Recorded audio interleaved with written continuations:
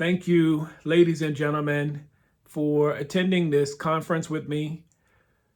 One of the things, what are you doing? Nobody is listening to you. When you are reading from notes, it is totally boring. You must put in the work and practice your presentation. It's okay to glance down at your notes, but they should not be paragraphs of data that you're pulling from in order to give your presentation. You want to maintain eye contact with your audience. You want to have your hands free so you can make these great expressions like you're number one. Using notes can be crippling to a speaker. One of the things I suggest you do is try to give a presentation using only slides or no notes at all. If you're using slides, those slides do not have many words on them. Maybe 1 or 2 words or a really good graphic, an image of a building, of a fire hydrant, of a bird, or something that will cue you into your next point. When you're able to deliver a presentation without notes, you are connected with your audience. But when you are using handheld notes, you take the attention away from your audience and you leave them to their phones so they can search the internet and look up Guard Your Gates on YouTube and watch Rod Patterson deliver a presentation.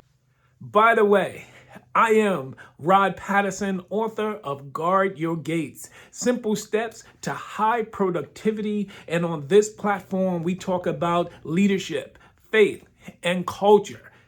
Subscribe now. And so remember, the first trap that we dealt with was freestyle, when people try to wing it. And we acknowledge that that is not the way to do it. Private practice determines public performance. So you need to focus on 3 areas when you are practicing. You need your core message. That is the message that is one sentence that narrows down what you want to get across to the audience. Number 2, you need a structure. A structure is very simple. It's your introduction. It's the middle portion of your presentation where the body that you're going to give the audience the information that they need. And 3, you need a closing, a sound closing. So you need an opening, a middle, and a closing. That is your structure. And in the absence of that, you have fallen into the trap of trying to wing it and freestyle, which is a recipe for failure. When you are practicing, it's okay to use your notes. In fact, you should read your notes fully through. If you write out your whole speech, read it all the way through and do it again and do it again, and then record yourself reading the notes all the way through. Why? Repetition is the mother of skill. The more you read these notes all the way through, it is becoming internalized. Then take a risk. Try to record yourself delivering the presentation with just key words that will move you along in your presentation. Lastly, give it a shot.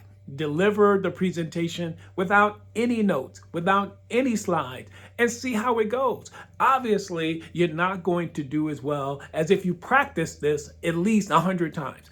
And I'm just joking. You don't need to practice 100 times. It's actually 150 times. If you want to internalize this presentation and deliver it with power, you can do it. If someone asked you, tell me about the best day in your life, you will not need notes in order to do that. You will not need visuals in order to do that. Why? Because you have experienced it. You remember every detail. Now, if you're not a professional speaker, you might not be able to deliver it with a structure that we talked about. But you would be so excited to deliver that presentation because you are confident, you know every detail, and there are no secrets concerning what you're going to talk about. So the same way, when you practice and rehearse in the way that I told you, you read out all that you've written, read it over again, record yourself reading it,